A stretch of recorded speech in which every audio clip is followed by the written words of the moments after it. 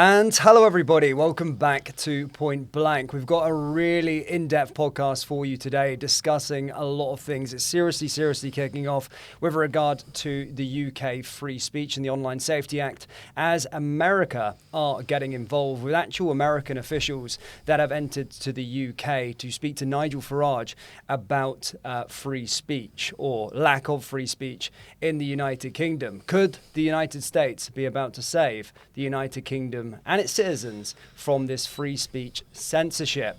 As always, I'm joined with my co-host Dom. We've got a lot of subjects to discuss today. It's going to be an in-depth podcast. It is, yes. We were having a bit of a discussion before, and we've got a lot of topics to go over. Absolutely. Well, speaking about free speech, obviously the news came out yesterday that Lucy Connelly, of course, the most famous political prisoner, I would suppose, from the Southport riots last summer, is going to be freed from prison in just weeks after being jailed over that Southport tweet. What are your thoughts on that? Yeah, I think the timing is not a coincidence. What you've seen is Trump just leave the UK after having talks with Starmer, and then the next day or the day after, Lucy Connelly's release date has been brought forward, only serving 40% of her sentence.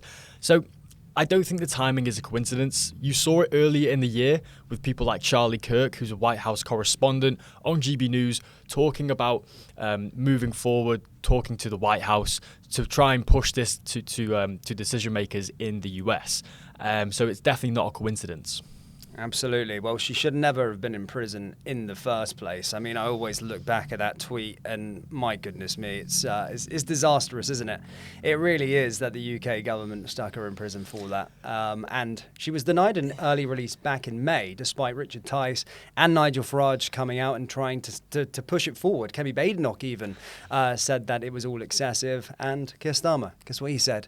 Oh, I have true faith and judgment within the justice system.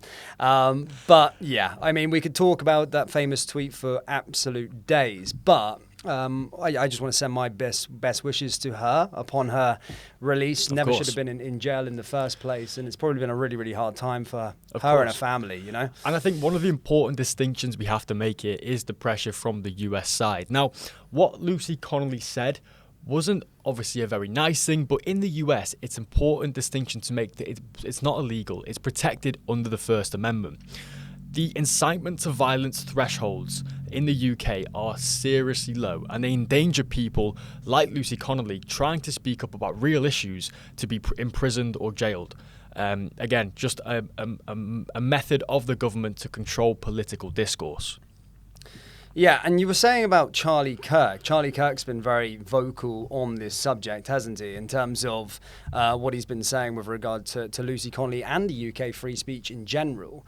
And did you have a video that you wanted to have a look at with regard to Charlie Kirk and discuss what he's been saying? So this is Charlie Kirk on GB News talking a couple months ago about the Lucy Connelly case. Now, we can take a listen here.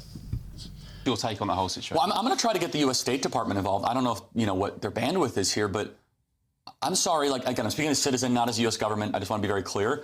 Is this a way that a liberal democracy and an ally of the United States acts? Just to be clear, what she said would not be any prison time in America. I don't like what she said, but she showed contrition. Well, there's two parts. The first part where she said, I don't want immigrants in my country. Perfectly acceptable. That's fine. You'd say that. You're allowed to have that. Yeah, so that's a really important point to make. What she said wasn't illegal in the US. Now, incitement to violent laws in the US require you to have a place, time, or victim.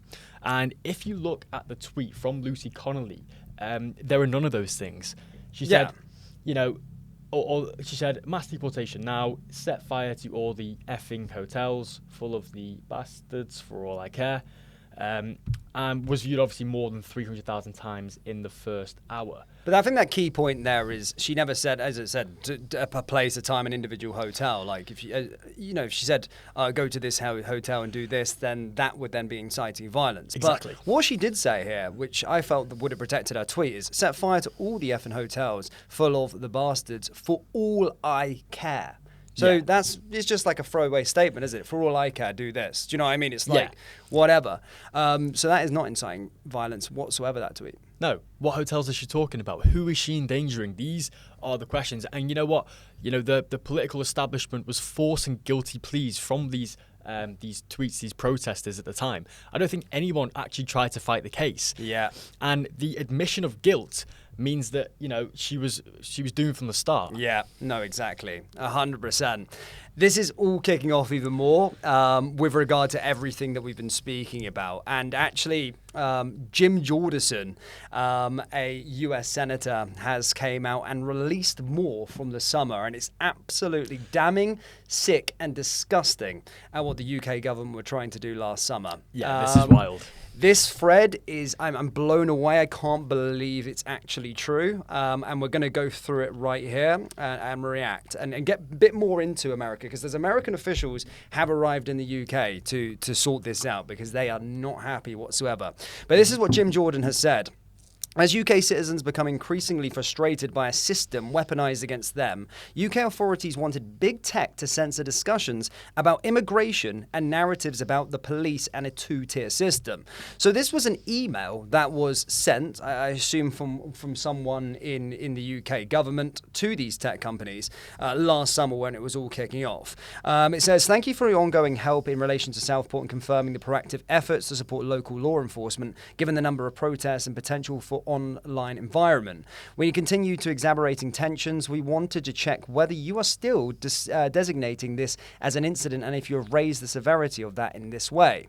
I am sure you will not be surprised by the significant volumes of anti-immigration content directed at Muslim and Jewish communities, as well as concerning narratives about the police and a two-tier system that we are seeing across the online environment.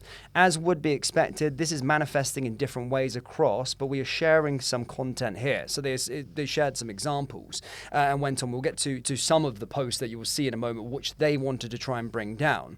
They said, "Given them serious risk of misleading and false claims in relation to this incident fueling community tensions on a local level and potential for a further physical harm, we are keen to understand what content you are seeing across your platforms, any measures you have taken in response, particularly those we might not observe because they are automatically swiftly catching issues. We'd be grateful if you could come back to us on one or two of the points as soon as you are able to." So that was the first bit. And then, of course, what they went on to say in terms of the actual posts at play, they said they wanted them to be taking these ones down with regard to this post here in particular. So this is Radio Genoa, an ex-account on social media. And this was one of the posts that they were trying to get taken down during last summer. And simply, it's a video of a place in Manchester. You know it quite well, don't you? I think it's Rosho. Rosho.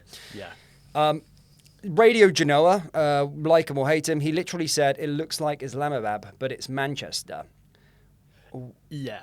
So where is that? Sorry, where is that inciting hatred? Where is that racism? What? Where do they have the audacity to think that they can take that down? That's an assumption. That's a viewpoint. What I see in that screenshot is two Pakistani flags, right? Islamabad is a Pakistani city. So making a distinction and saying that looks like Islamabad because it has Pakistani flags, how on earth is that inciting any hatred whatsoever? He's making an assumption. He's not even an assumption. He's just saying what it looks like. He's making an observation. That's what he's doing. I think it's ridiculous. I think this is a technocracy. This is a government overreach. And this is part of the censorship industrial complex we are seeing being exposed in the UK in real time. And the issue is here that Radio Genoa is not even a UK citizen. That's where it gets scary. And that's why America are getting involved. Yes, because we are infringing on their free speech. The audacity of the UK to dictate freedom of speech across the world is absolutely shameful. Who on earth do they think they are? Like, to be able to control other people's countries' citizens on what they can and cannot say is absolutely scandalous and disgusting in the first place. But who on earth, who do they think they are? Yvette Cooper, the pigeon face looking girl. She's in charge of the whole world in terms of what they can and can't say, in their opinion. And they're going to be able to put sanctions in place to say, well, you can't post that. You know, who come up with that, thinking that she could have the power to strip down people's posts from abroad. And as we mentioned yesterday, she has the complete bilateral power in order to change these rules whenever she likes. So she can instruct the single Ofcom officer, who is the head of this department, to change laws as and when without due process. This bypasses democracy. It's disgusting. Jim Jordan continued on this, by the way. He said the UK government also wanted to silence discussions about Europe's mass migration policies. One popular account noted that the certain parts of England look like another country, as we stated. UK authorities didn't want this censorship to be limited to their country either. Just a couple days after the UK's demand to big tech, London's top police officers warned Americans that he would target them with prosecution for online posts he found offensive, no matter what country they were posted from. So that was last summer, of course, but this is what's in the new Online Safety Act, that they can have the power to remove accounts and to remove posts that they deem harmful or offensive. Yes. Talking about anti-immigration and all of these kind of things. This is now legislation. Now, this is also, this is where it becomes not even China-esque, this becomes North Korean-esque. The message: criticise Keir Starmer or UK immigration policy from anywhere in the world and you should watch out. You might get locked up while violent criminals walk free, and you'll get censored if you point out the double standard. The committee continues to receive documents showing censorship of conservatives and true information from around the world. But above all else, governments always want to censor criticism of the government. More to come. This is absolutely wild. The cheek of the UK to impose himself as a sort of makeshift dictator on freedom of speech it's embarrassing. That's what it is. Now, they probably could get away with it in the UK. They probably could get away with it in the UK, but to try and silence other countries and their thoughts and opinion, and that's why America are getting involved. And it's not even just about the citizens and what they can and can't say. It's also their tech companies. X is owned by an American. YouTube's owned by an American. Facebook's owned by an American. Instagram's owned by an American. Truth Social, owned by Donald Trump. Owned by Donald Trump. So it's a very, very slippery slope, and I think the government have effed up there big time. They could have silenced their own citizens and probably got away with it, but they've overstepped the mark for mass amounts of overreach and global reach, and this is absolutely disgusting. Now, whilst we were on that, I just want to see what this video is stating with regard to American officials arriving in the United Kingdom to speak to Nigel Farage on free speech. Now, I haven't watched it yet, neither have you. Should we give it a watch? Let's go. And see what's the latest on this. Westminster now and speak to GB News political correspondent Catherine Forster. Catherine, what's been happening? Well, good afternoon. I'm used to talking to MPs down here, but we're joined by 3 US Republican congressmen who sit on the House Judiciary Committee. Gentlemen, thank you very much for your time this afternoon on GB News. Congressman Jim Jordan, if I can start with you, you are chairman of the committee. We're a long way from Washington. What has brought you over here this summer? First Amendment to the Constitution. We're concerned about free expression here in the United Kingdom and in Europe, but we're primarily concerned about the impacts your laws can have on American citizens. Under the First Amendment, American citizens enjoy 5 fundamental freedoms: your right to practice your faith, your right to assemble, your right to petition the government, free press, free speech. I tell people all the time, the most important of those 5 liberties is the last one, our right to talk. Because if you can't speak, you can't practice your faith, you can't share your faith, you can't petition your government, you can't criticize your government, and you don't have a free press. That is the most fundamental right we have as free citizens. And when the government infringes on that, like we're seeing with the Online Safety Act, like we're seeing with the Digital Services Act in Europe, and then there's some spillover impact on American citizens, that is a concern. We had a witness last year in Congress. She was a journalist from Canada. She made a great statement. She said, free expression is the hallmark of Western civilization. The ability to debate, the ability to argue and have debates and have votes and settle disputes that way, because the alternative to that is frightening. So we think this is critically important, and that's why we're here.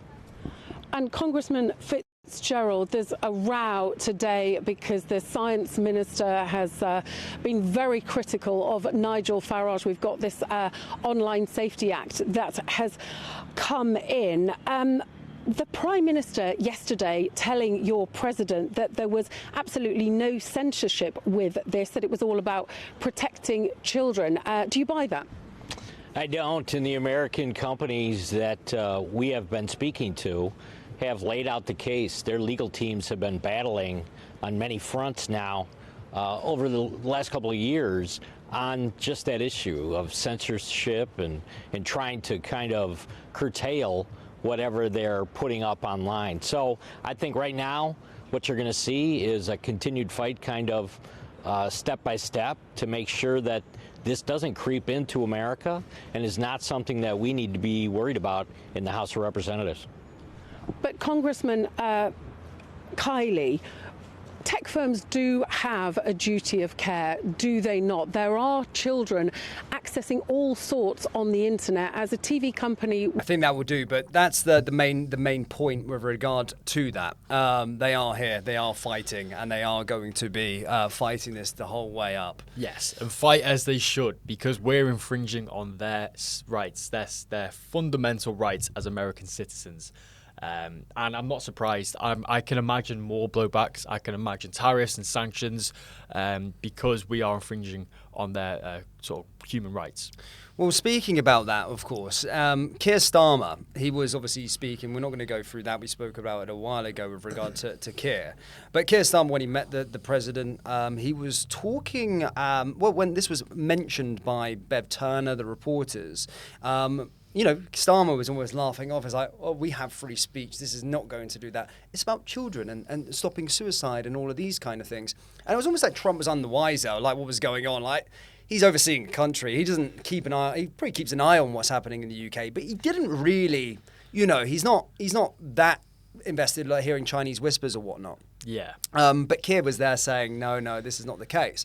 However, I found it very interesting. He was on Air Force One on the way back, and he was asked again with regard to various things about the United Kingdom, including the suppression of free speech, people being jailed for social media posts.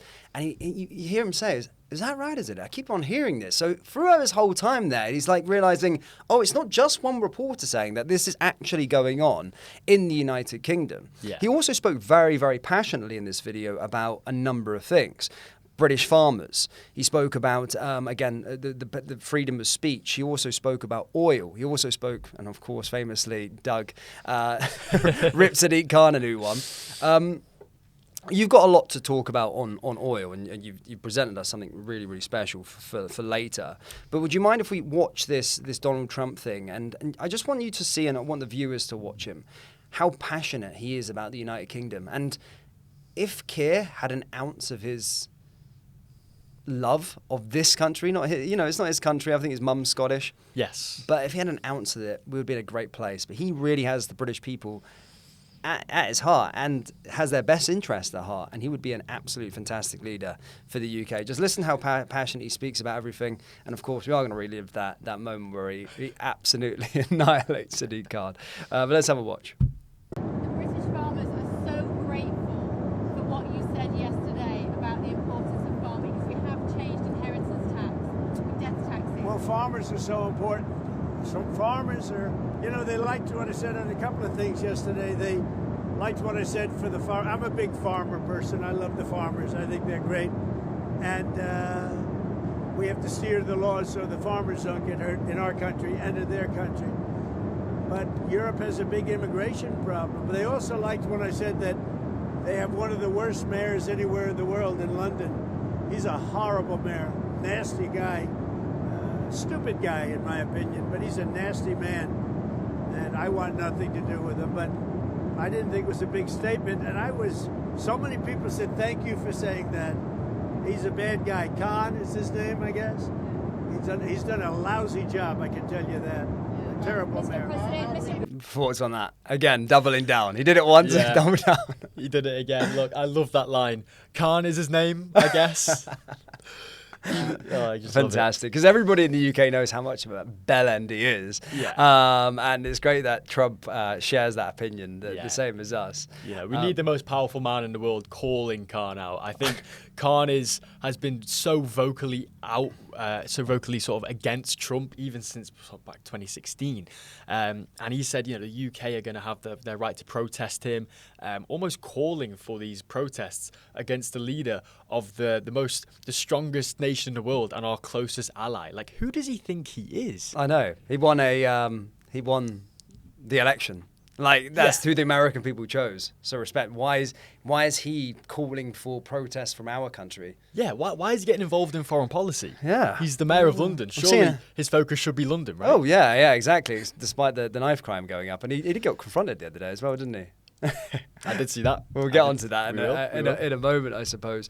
But let's watch the rest of the speech, because he goes now into the suppression of free speech. No, but people liked it so much when I said that. Mr. President. The other things our readers like from yesterday was when you were talking so forcefully about illegal immigration in the United Kingdom. Yeah. One of the big political flashpoints is migrant hotels, where people are being put up while their claims are processed. People see it as a source In beautiful of luxury hotels. They also think there's low security and it's a problem for their communities. Is that appropriate, or does Britain need an alligator Alcatraz? It's not alligator. It's just that they're putting people in luxury hotels, and other people that are working their asses off are living, from hand to mouth. They're not living the same way. I mean, I looked at some of the hotels they're using, and they've done it in our country also. They'd put them in like the best hotels anywhere in the world because they could get rooms there, thousands of dollars a night, and other people are living out on the streets, including our veterans. They can't get a room. Our veterans are living on the streets. There are pictures of our veterans saying right by the door where they're walking in to live, and the veterans are sitting out on the sidewalk in front of a fancy hotel, and the illegals are coming into that hotel and staying there for a week. That's no good. That was actually prolific in New York just before the election, where these massively luxury hotels in the Soho district and the center of New York were being completely sort of contracted to these things called NGOs and non-government organizations that would then they would put in these illegal immigrants. And as soon as Trump came into power, they stopped. Yep. So they have the power to do so. Yeah. He sees everything that we see. Everyone on the right here, he's a normal guy, right? He's a billionaire, but he's a businessman, etc., etc. He's not one of these public school politicians that are again corrupted and all of these kind of things. He's one of us. He sees everything. He sees everything in real time, and he's been calling out illegal immigration and mass immigration along with JD Vance on this whole trip, and can see it. Did you know, Dom? As I said, ex-army myself, 7,000 British Army veterans are currently homeless, or British military veterans are currently homeless in the UK. Yeah, I've said it time and time again on my live streams that the vast majority of UK taxpayers that are currently funding for these illegal immigrants to stay in hotels would not mind whatsoever if those 7,000 military veterans went into hotels to get themselves on their feet. And they're proud people. They wouldn't be there for the rest of the time. They'd be there just to get a foot up and get their lives together and get gone. Yeah. I think people that, lay their life on the line to protect the liberties we enjoy in this country, or the sort of lack of liberties right now, but, they deserve respect and they deserve dignity. And isn't there a coat of arms where the government has to protect the soldiers when they come onto hard times? Well, yeah. I mean, there's always small prints in our stuff, by the way. So, I mean, it's obviously not represented because, they're not getting looked after whatsoever. Yeah. And I get emails every single day from veterans about the state of the affairs that they're currently living in. And it's absolutely disgusting. Yeah. You're talking about the Afghan asylum seekers that came through on the breach into the UK. A lot of them will be given housing straight away, like that. Hotels, like that. What about the guys that fought alongside them? Yeah. Or the guys that were actually fighting against them, should I say, in that case? Do you know what I mean? Yeah, well, I actually learned that the 24,000 Afghanistans were not even imported from Afghanistan. They were imported from Pakistan. So they'd already fled the country.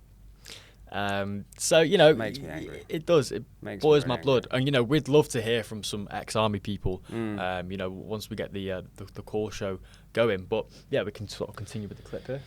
But go to prison for a social media post. Are you saying that that's taking place in the UK? Yeah. Is it really? Yeah. I mean, I'm hearing that. Well, I looked at him yesterday. Well, they said they canceled Truth Social. I'll bet it's uncanceled very quickly. I'll bet it's uncanceled. Yeah. No, it's a little different. It's different. I see it in some countries that you would never suspect it. Not only there. I've seen it in other countries where, you know, they're like bread and pudding countries, I think, and then all of a sudden they become somewhat violent. You know, when people go socialistic, or when you get the radical left or the left going in, the countries actually become very mean. They become two things, mean and incompetently run. Of course, was surrounded by windmills. Did you? Thoughts on that? Yeah, I think, you know, Trump is hearing this more and more, and he said, you know, I keep hearing this. I keep hearing this. Is this true? JD Vance is also talking about, Charlie Kirk is also talking about, they're aware of it. American officials are aware of it, and he will be aware of it now through social. Yeah. He's obviously not running. He owns the company. He won't be aware of it, but he will be very much a thing. That's why there's a lot of guys on the ground right now. Yeah. And he was like, I bet it will be unbanned right now. Yeah. And what you'll probably see is a lot of the big platforms in the US lobbying and having them conversations with the US government, things such as Facebook, X, etc. They're going to be the ones talking to the conservative government in the US right now, highlighting these issues. It comes back to it. It's like, you know, these are multi-billion-dollar companies, you know, and they are American companies. It's like, who's Yvette Cooper finding them? Fuck off. Like, what? Who are you? Who are you? Like, are you going to make me pay 10% of my global revenue? Yeah, fuck off. We ain't. We just won't pay it. And you'll see a standoff, because if they don't pay it, then the companies will be banned from using it in the UK. So they'll just lose their license to operate in the country.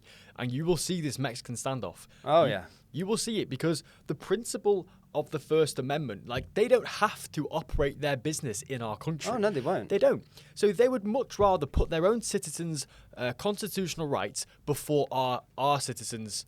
They'll just 100%. withdraw the app out. I mean, it's 100%. Happened in. Did it happen in Russia? Instagram and stuff like that's been taken out? That was because of sanctions, but it did happen in Brazil. Brazil with X, right? Yes. But the government banned it there, right? Yeah, so basically there was a sort of rogue judge, I'm sort of paraphrasing right now, but there was a rogue judge that wanted political enemies to be banned from X. X refused, and then it was banned in Brazil. So they stood firm X? They stood firm. But is it back now in Brazil or not? I think it is. You know, VPNs, you can always kind of find a workaround. That's what but they had massive fines on citizens for using it. It's upset. I just can't go over it. Why do they want this control and overreach? Yeah. Why does the government want this? It's crazy. We can go on all day about the same thing, but yeah. Also, Trump speaks about oil. He speaks about windmills. He speaks about UK energy. Now, listen to this. This is the best interest of the British citizens at heart here. He's talking about how we could UK's got the highest energy bills in the whole of Europe, and probably rival the world. I don't know statistically where we are in the world standings, but certainly in Europe we're one of the highest, probably if not the highest. The highest of developed countries. Yeah. And he's talking about here, well, we've got mass amounts of oil reserves in the North Sea. Drill, baby.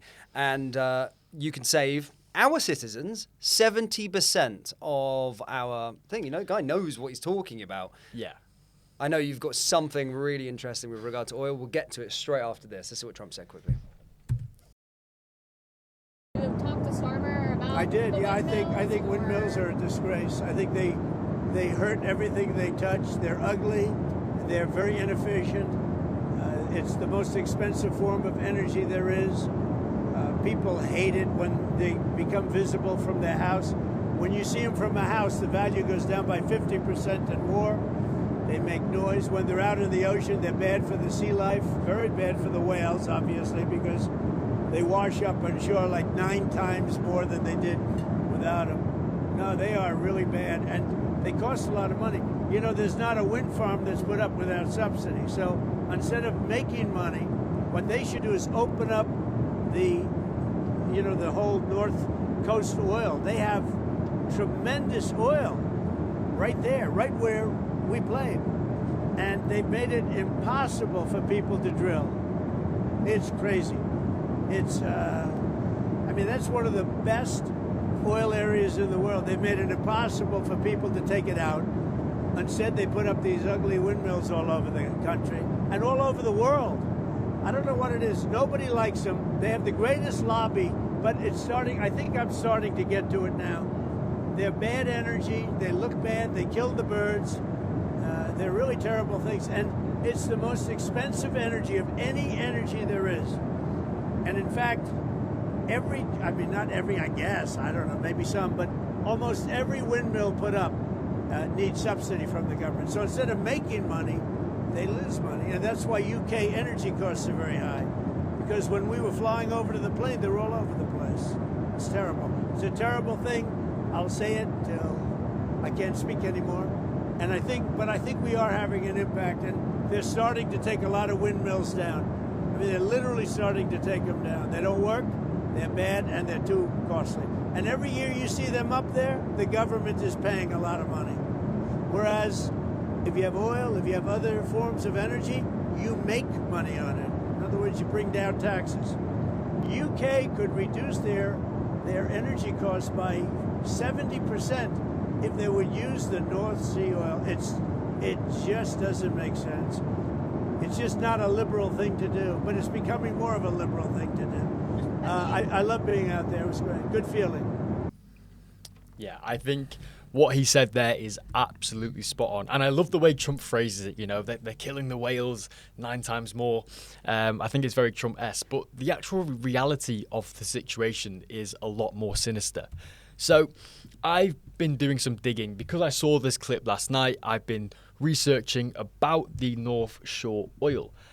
So the statistics I'm using here are from the North Sea Transition Authority. This is the government's report on UK oil and gas reserves. So in the introduction and summary, it mentions that the UK has a lot of North oil fields that they have not developed. So there are basically 4 stages when it comes to oil fields. So the first one is discovered but undeveloped, which means they're ready to go. All they need is the permit from the government and they can start drilling. This equates to about 6.1 billion barrel of oil equivalent. But that's not all. So they have 3 more stages. One of them is a lead, which is like a potential. One of them is a prospect, so it's a potential you've done some research on. And another one is a play, which is like based on geological data, where they think there might be oil based on historical data, rock formations, etc.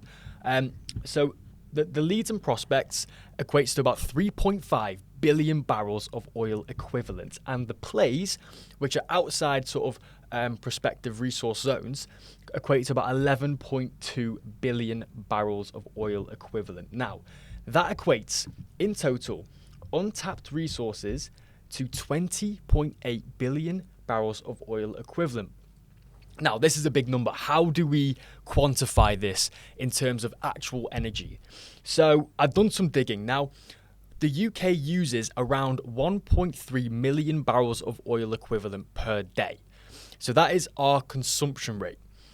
The UK produces 800,000 barrels of oil equivalent. So we have a net difference there of about 500,000 barrels of oil equivalent per day that we have to import from places like Saudi Arabia, the US, and Norway. So this is the bit that blew my mind.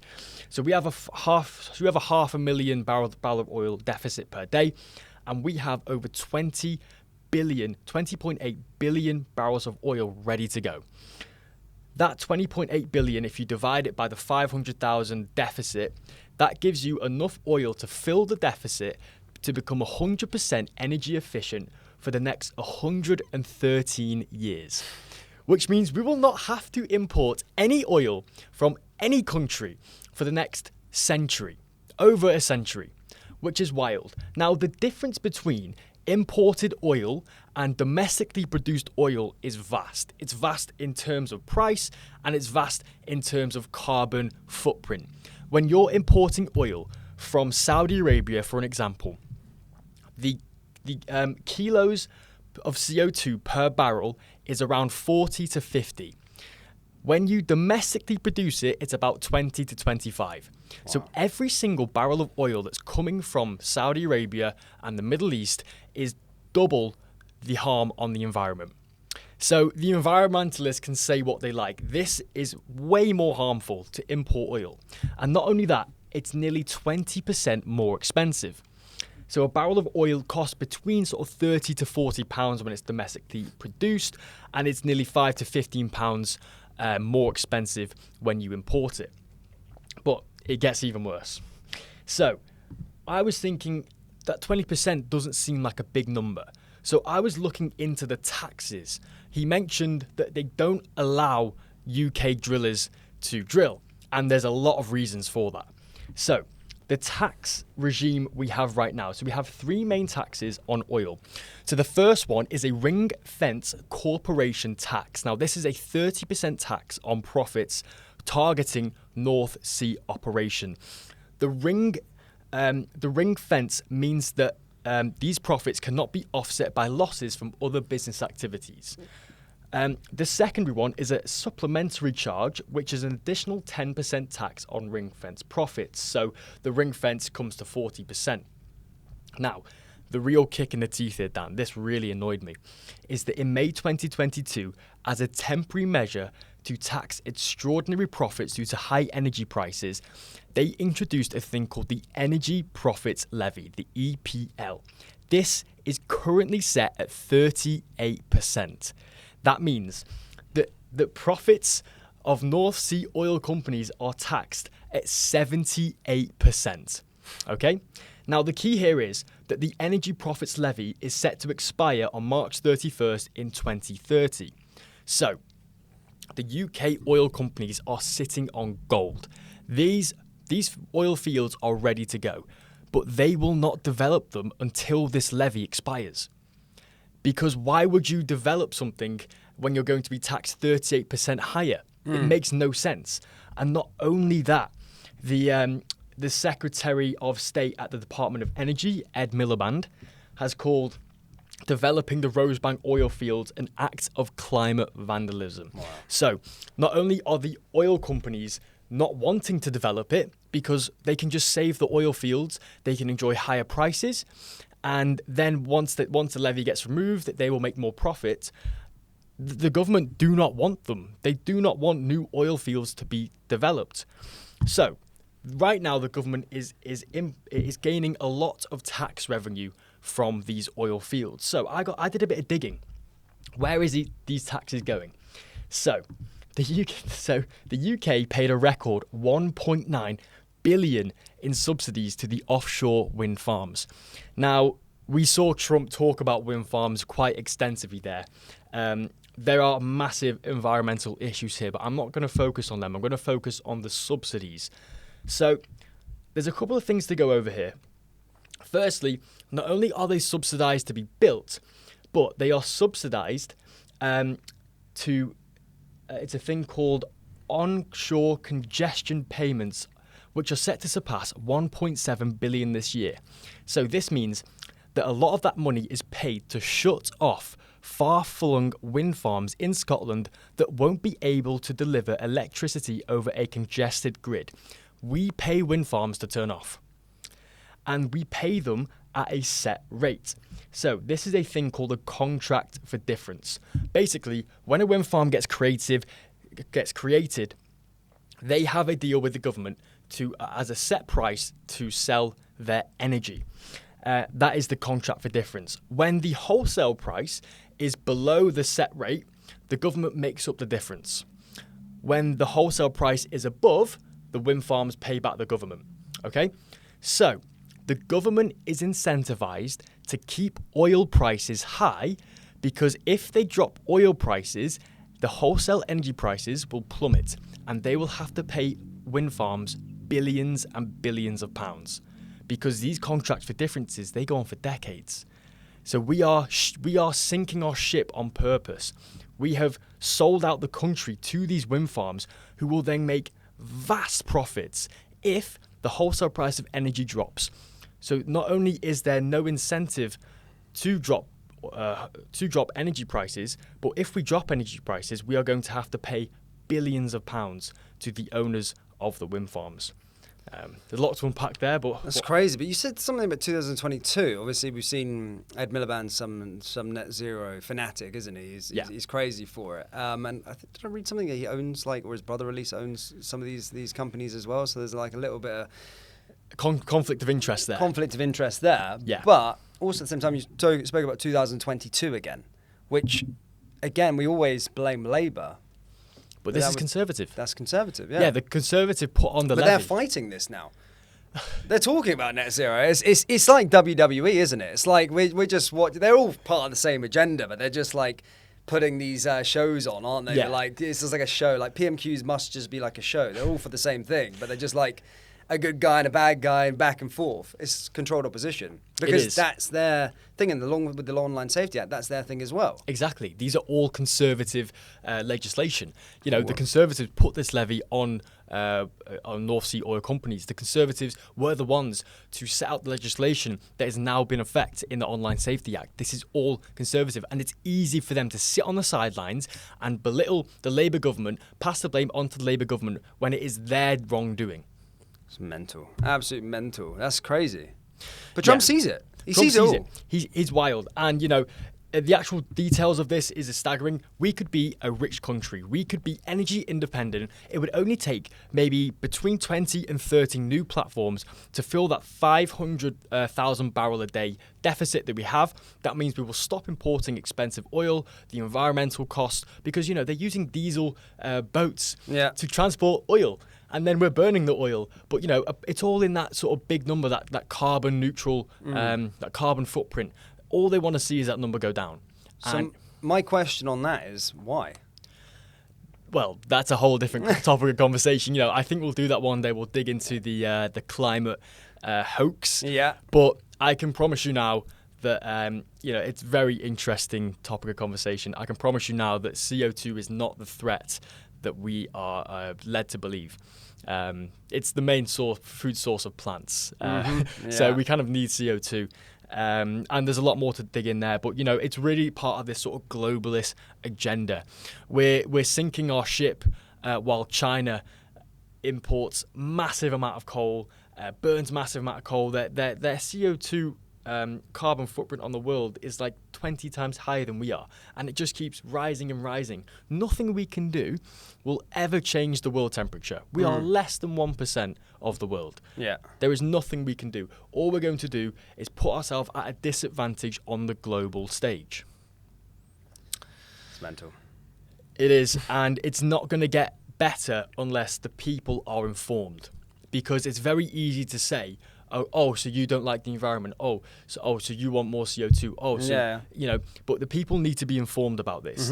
It is a scam, and we are choosing right now to not be energy independent. The first port of call for this government, for the next government that comes in, is energy independence. We need to expand the North Sea operation massively. We need to reduce taxes. We need to stop oil imports. We need to end these contracts with the wind farms and take them all down. You know, the environmental issues that Trump laid out, you know, the whales dying. The whales is interesting because they send vibrations through the water, and which affects their communication. And it also affects their orientation as well. That's why they're washing up on the shore, because they don't know where they're going. So, you know, I don't want to hear about these environmental issues when you know, there's massive amount of harm to marine wildlife. Mental. Absolutely mental, mate. Absolutely mental. I can't believe that we're on those. That's what's happening with regard to it. And this is what Trump did tweet out about the North Sea oil. So North Sea oil is a treasure chest for the United Kingdom. The taxes are so high, however, that it makes no sense.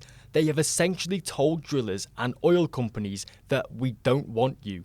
Incentivize the drillers fast. A vast fortune to be made for the UK and far lower energy costs for the people.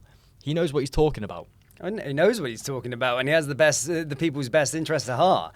They're doing something which, seeing our energy prices going high, and they're making out that they're doing something about it for this net zero. Which stinks. Absolutely stinks. They're letting go of one rope without securing another. It's bonkers. I'm really interested in that, though. I'm really interested as to why. Why are they doing this? It seems perverse. It just seems like a betrayal of the people. You know, forget winter fuel allowances. We could be saving the people, the working class people of this country, hundreds of pounds a month in energy prices. You know, we're talking about heating. We're talking about water. We're talking about fuel for their cars. We're talking about everything, electricity. If we can halve all of them costs, that will boost the public sector massively. And it seems intentional. When I look into the statistics like this, it seems absolutely intentional. Sad. Really, really sad. Because the people are, the working class people are the ones being affected. Exactly. Yeah, they're the ones that are going to be the most affected by these things. When their income, their energy bills as a proportion of their income is much higher, they're the ones that are going to be the greatest affected. Nice. Well, shall we move on to another subject? And that is, of course, the Manchester airport attack. Of course, one of the individuals was found guilty for assault, I believe. I mean, the videos were distressing, weren't they? I mean, you've seen the female police officer getting, and they tried. Do you remember when the post that came out, like, saying that the police had to be held account? And that we hadn't seen the full CCTV footage.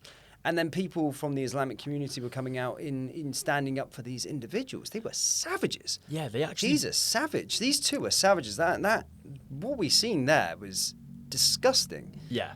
And, you know, the reaction from the Muslim community after these guys got arrested, they actually protested outside of the police station where they were being held.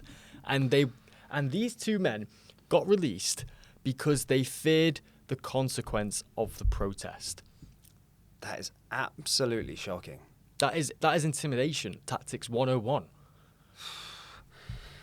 But there's more on it, because one of them's been found guilty, right? Yes. There was a mistrial not a mistrial, a retrial. The jury Mohammed Ahmed. Yeah. His brother, the brother. So one of them was Mohammed Fahir Ahmad was charged with the assaulting of the Greater Manchester police officer. However, after 10 hours of deliberating, the jury was unable to reach verdicts on the allegations. Ahmed and his brother Mohammed Ahmad assaulted PC Zachary Marsden casually, causing actual bodily harm. So there's a mistrial with regard to those two. Thoughts on that? Yeah, I mean, I really don't know how the jury couldn't get a conviction on the second guy. You know, the video is extremely damning. There is clear evidence of the second guy throwing punches at the officers. I mean, I'm glad, obviously, that this guy is getting sentenced, and he needs to go down for a long time. Well, if the measure is 36 months for a social media post, then assaulting multiple police officers, it should be certainly double, treble. Yeah, easily. If that's the measurement we're going by, we're setting a precedent by Lucy Connelly's sentence, Peter Lynch's sentence for a social media post. So if you're assaulting a police officer, then surely you'd be getting... I think if he gets anything less than 3 or 5 years, that's an absolute outrage.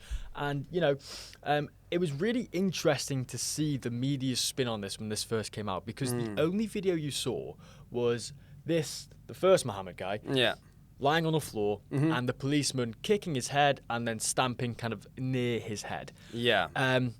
That was the only bit you saw. And then the lawyers of these two Mohammeds came out and said that this is police brutality. They need to be held accountable. They knew exactly what was going on, and they had the footage there. It's like, what are you trying to do to us? Like, why are you trying to gaslight us? And then you look at the Tommy Robinson situation from a couple of days ago, and they're doing the exact same thing, but in reverse, like order. They're showing just a small bit of a guy laying down, spar code, but they won't release the whole of the footage. No. It's insane. So we can see the incident ourselves and see if it was self-defense. But that one, they're just showing the thing where the guy was stamping on his head. Like, the police officer was in his absolute... But after seeing the full thing and seeing that afterwards, that was absolutely okay. Yeah, they were out of control. I think he actually held back a little bit there, Held back, massively so. I mean, so he punched 3 police officers. 2 of them were female. 1 of them was heavily pregnant. And broken nose. Broken nose. We're talking severe bodily damage, psychological damage. She had to get surgery to realign her nose. Who are these people? that are hiding this information? I have no We're idea. talking about we're seriously on the point where we're seeing that the government last summer was talking about not mentioning two-tier, but Yeah. you're just seeing it clear as day that there Yeah. is two-tier by just two similar incidents that just like that. Well, it's actually funny because the only reason the government would want to censor two-tier policing is if there was two-tier policing. Exactly. If the claims had no base, then they wouldn't need to censor it. But they need to censor it because it's a legitimate concern. We're seeing it in real time. And if they're silencing the citizens from saying it, then surely we're seeing it in Parliament where Robert Jenrick calls it out all the time. He always calls them two-tier care, Yep. and from the Conservatives. So if they're allowed to say it, Farage, all of these people, then the UK citizens should be allowed to say the exact same thing. Yeah. Because it's not a hate crime. Are they going to go to prison? Is Robert Jenrick going to go to prison now for calling Keir Starmer two-tier care? Like, what? It just makes no sense. So now they're trying to stop people from saying, oh, you can't say two-tier policing. But Robert Jenrick and Nigel Farage say it all the time. So they're going to jail under this new law then, is it? Yeah, I mean, look, it's one law for me, one law for you.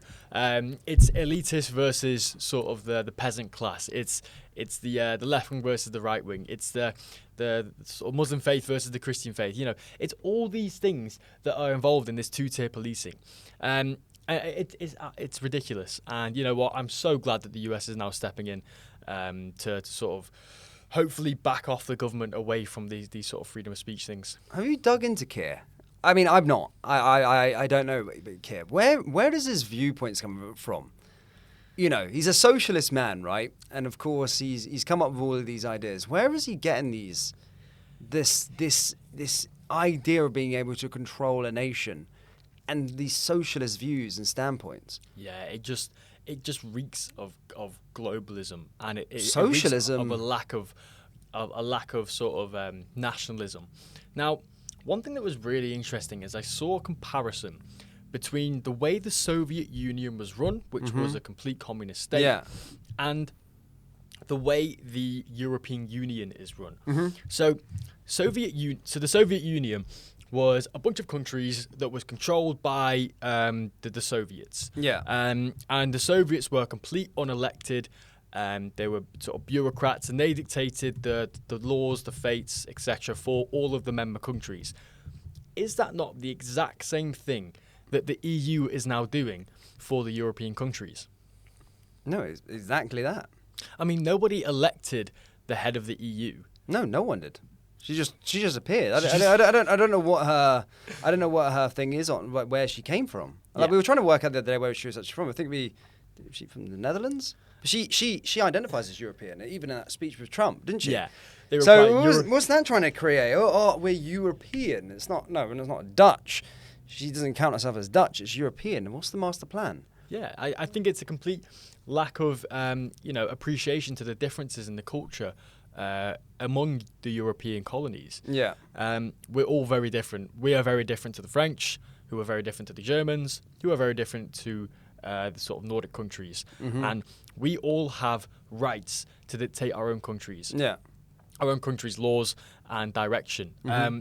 Although we have left the EU, I really feel like all of these laws are being sort of taken from the EU by Keir and are being implemented anyway. So really, what is the point of leaving the EU if we're going to have the exact same laws as them?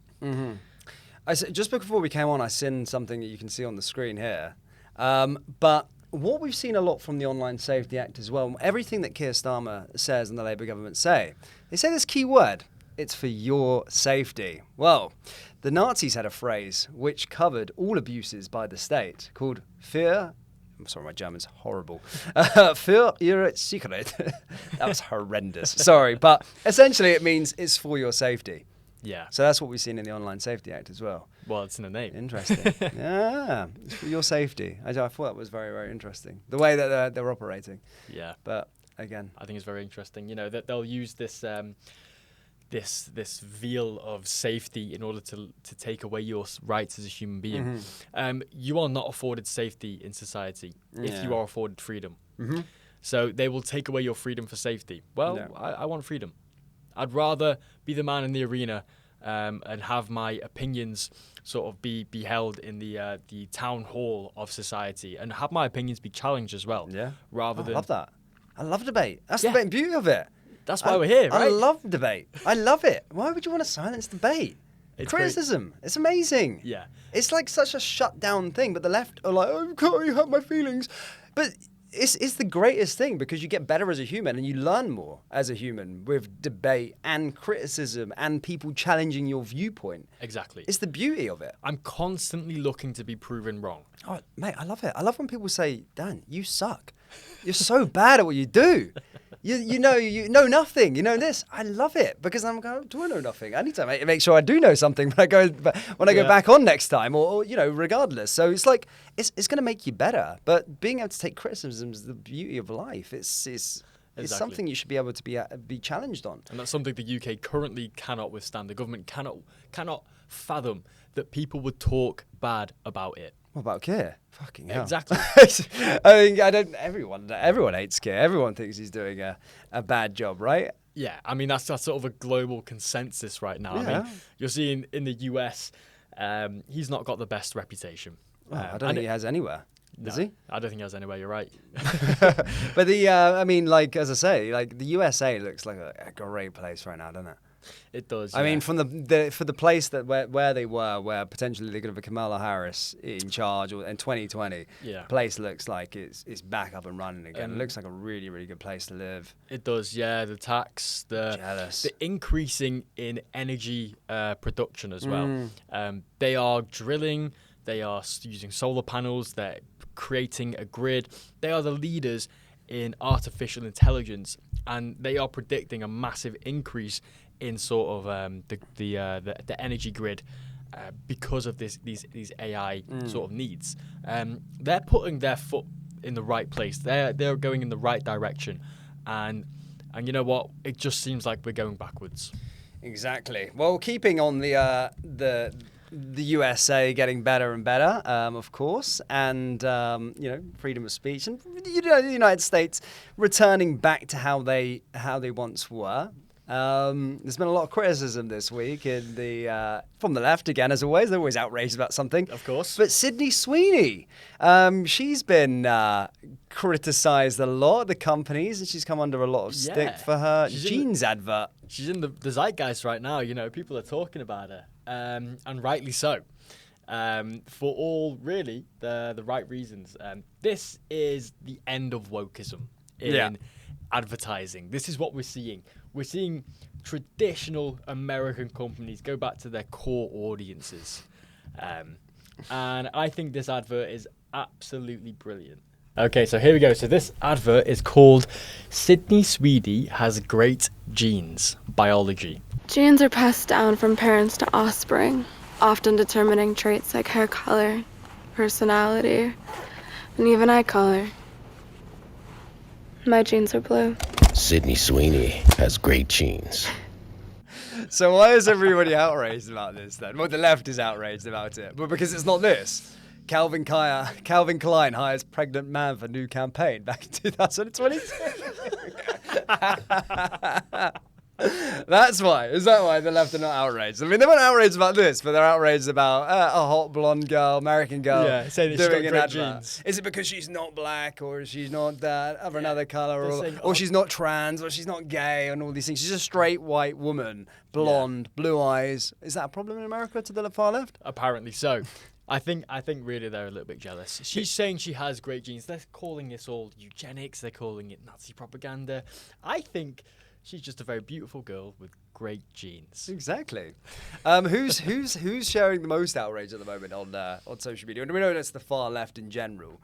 Yeah. They're an ugly bunch, the far left, aren't they? Oh, yes. They are an ugly bunch. You know, I'm not even. I don't like to judge people on their looks, but my goodness me, the far left are some stinking people, aren't they? Like, you're talking about the quote unquote far right. We're a good looking bunch. But the far left, they're absolutely honking, aren't they? Yeah. You see them at the protests. Some of them are. Something about the hair. You know what? I learned I learned a great but a biological fact not long ago. Yeah. Is that venomous animals will colour themselves in extremely bright colours to show to predators that they're venomous.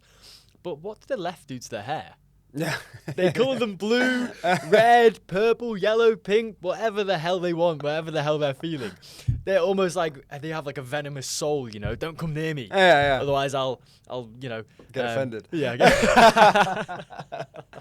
Who is it? Doja Cat. Doja Cat. She was. What was she saying about this? Yeah, she was mocking it. Well, she's not the greatest looking. Oh, the person, memes on X are brilliant. Look at this one. Gonna tell my kids this was Doja Cat. Hilarious. Well, so what was she saying? So that's her without a makeup and a wig, by the way. So I think she's a bit bitter that she didn't get selected for the advert. You know, she probably used to it. In 2020 and 2024, she would have been probably, you know, the picked for all of the adverts. But let's see what Doja Cat has said with regard to the advert. Famous political commentator.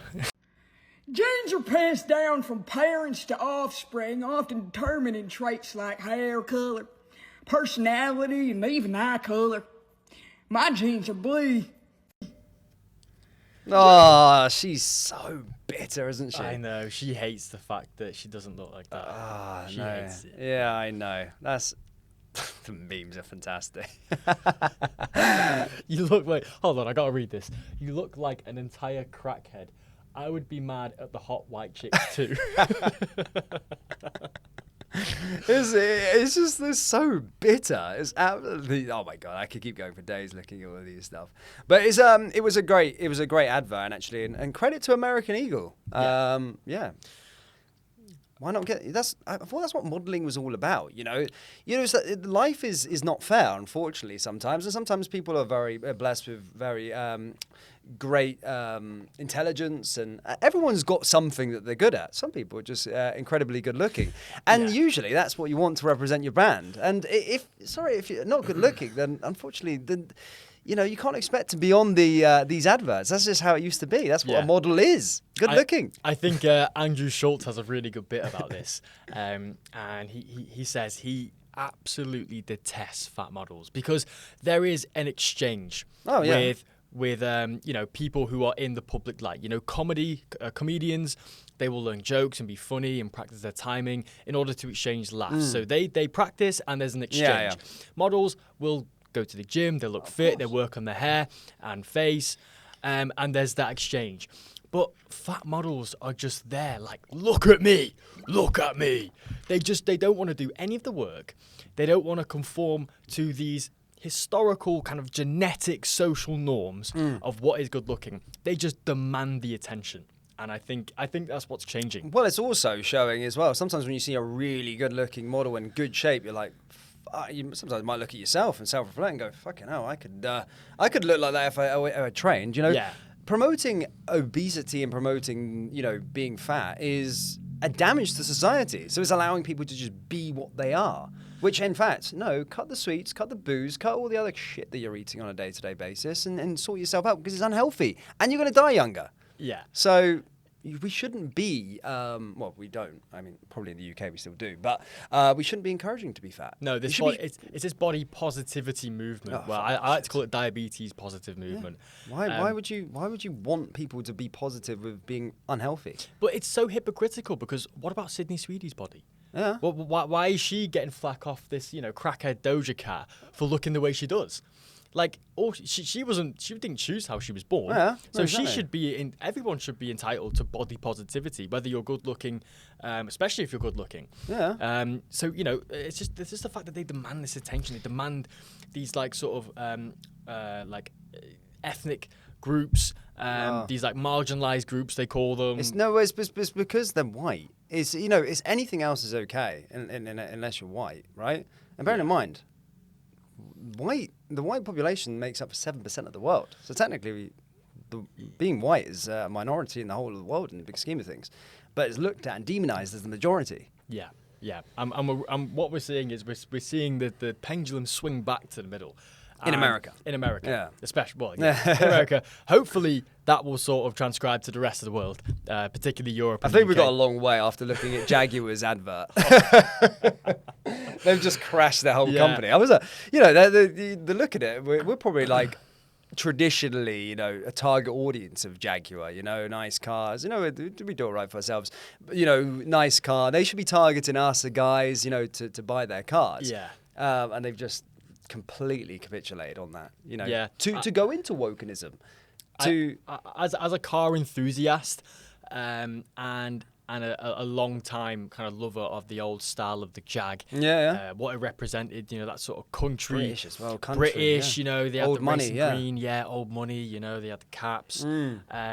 And to see where they've gone, I think it's absolutely appalling. I think it's like listening to these social media, hiring DEI first and foremost, but then also listening to the loudest voices on social media, which don't make up the majority in real life. Yeah. Wokenism is not actually that popular. They're just the loudest on social media. Like most people I meet, they're relatively normal and wouldn't be buying a car like that through Jaguar's advertising. They just scream the loudest. Yeah, they just scream the loudest, and people think, oh, this is the way. Or they make DEI hires. That's the problem with DEI, because you get these people infecting your workplace, and they cause massive amounts of problems. Yeah, well, I think, was it MLK who said, don't judge me of the colour of my skin, it's the content of my character. Well, with DEI is the exact opposite of that process. We are judging people on the colour of their skin when you only allowed hires from specific sort of, they call it protected groups in society. What are they, endangered species or something? We could serving rhinos or something here. Like, what? Protected group, for God's sake. Jesus. Yeah, mental. But yeah, I hate wokenism, and I think we're about 4 years away from it getting completely destroyed in the UK, unfortunately. But I look on in America with envious eyes, and potentially Point Blank Podcast might go out to America and do a few bits and pieces, a few interviews. It'd be quite a good little road trip, though, wouldn't it? Yeah, go it'd see be America. great. Have you been? I have been. Yeah, I've been to New York, and I've been to North Carolina, which is like the most southern place. People are talking like Doja Cat was taking the piss out of there. They're real like hard, rugged Americans, and I love it. I love it. They're great people. You have a great fondness for America and the sort of the freedoms they protect in their country, and obviously we love what they're doing with the UK. We love it, and I think a lot of the viewers would really echo that as well. That's what I'm saying. If there's anyone American watching, and please keep flying our flag. Protect us. The majority of us do support Trump. I'm telling you, most people do like Trump here and want freedom of speech. It's just this tyrannical socialist government that are screaming the loudest, as we were saying earlier on. That's not the majority in the United Kingdom. No, I mean he's saying what the people are feeling, especially. I know we talked about it a lot, but especially what he said about Khan. I've replayed that at least 20 times. Yeah. It's incredible. Yeah, he's like, I would say as well, like most of us, I dislike Keir Starmer a lot, but I'd say Sadiq Khan is at the top of my list in terms of hated politicians in the UK. Yeah, I think what he's doing to London is intentional. And he doesn't hold them same values that British people want. Ant Middleton had a really good tweet about Keir Starmer. But he was sorry about Amir Khan. My bad. Amir Khan. Amir Khan. Sadiq Khan. Oh, I think that's his name. The boxer. Which was the tweet? Should we go through the video where he's getting confronted about knife crime in the streets? Just look at the arrogance on him. Yes. Yeah, and then we'll get to what Ant Middleton said. But here you go. This is him again. This is a GB News reporter. Mr. Khan, I'm a Westminster City Councillor. I just wanted to ask you on your thoughts on knife crime going up by 60% in the past 2 years. No, this is the Met thing. Knife crime 60% up, and you don't care. Nothing to say? Nothing to say? Nothing to say about knife crime going up? 81,000 phones stolen? Nothing, you don't care? If you want to write in, they say. Great. Mr. Khan, will you accept the debate for Nigel?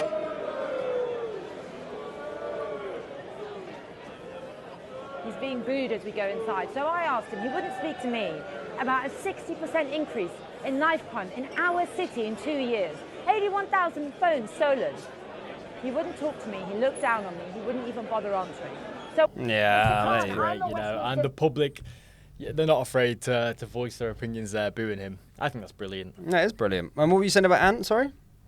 Yeah, so Ant Middleton had this really interesting tweet regarding, it was really directed at Sadiq Khan. If you're on to Ant Middleton's Ant page, Middleton. there we go, yeah. Oh, is it this one here? Yeah. Yeah, You can read that out if you want. First, second, and third generation immigrants should not hold top tier government positions. Our great nation, our culture, and our great people are not naturally at the forefront of their hearts and minds. It's not just in their nature or DNA. Patriotism cannot be taught or bought and needs to run through the veins of those at the very top to ensure our country and our people needs and demands are not only understood but prioritized.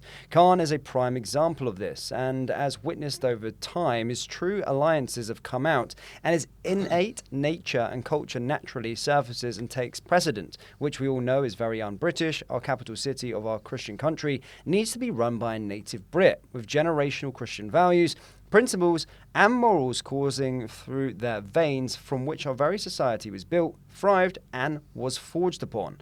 Look what has happened since we stopped this practice. Yeah, so what are your thoughts? Well, it's true. I mean, again, it comes down to everything, you know. Imagine the outrage if I was the mayor of Islamabad in Pakistan. It just wouldn't happen, would it? Yeah, it just Me, a white guy, being the mayor out there. Yeah, and imagine you trying to impose sort of Christian values onto their Muslim population. I'd be overthrown. Yeah, you'd be lynched in the streets. Yeah, I'd be lynched in the streets, essentially, yeah.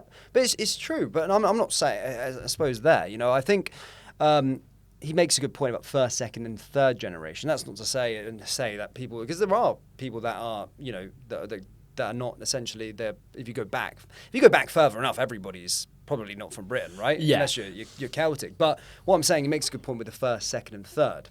But I would certainly say third, second, definitely. I do think Rishi Sunak, maybe, I know he's probably hated on the podcast, but I do think he comes across as very British, you know, even though he comes from an Indian background. But I do feel like he is more ingrained into the culture and society and had Britain's interest and would be in a better place with him. I'm just choosing out the two, Starmer and him, but I think Sunak was a lot better than him and has our best interest at heart over Starmer does.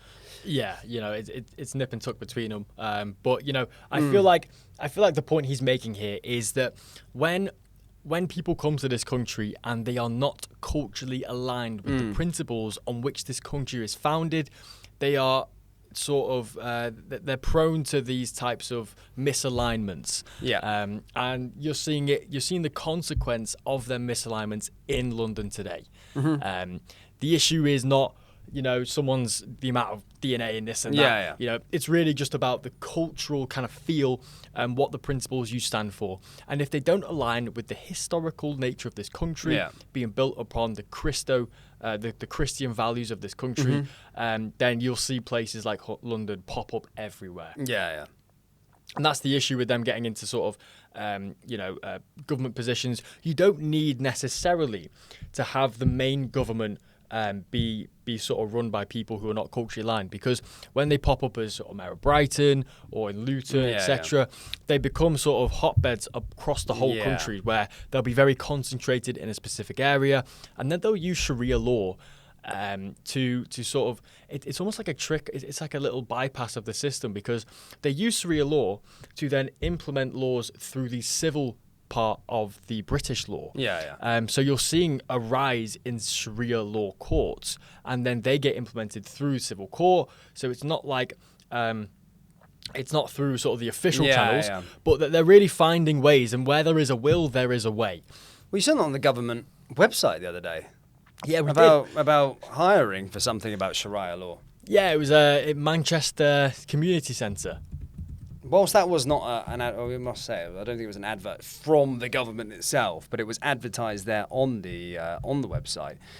So yeah, this should never be allowed in Britain. This job requires a degree in Sharia law, but only familiarity with British law, which says it all really. So what they were looking for was a Sharia law administrator as a salary, $23,500 per year, at the Manchester Community Centre. Yeah, and this mosque, the one in Didsbury, Tommy Robinson did a documentary on, because this was the same mosque that the Manchester bombing man was radicalised. Really? Yeah, wow. It was the same one.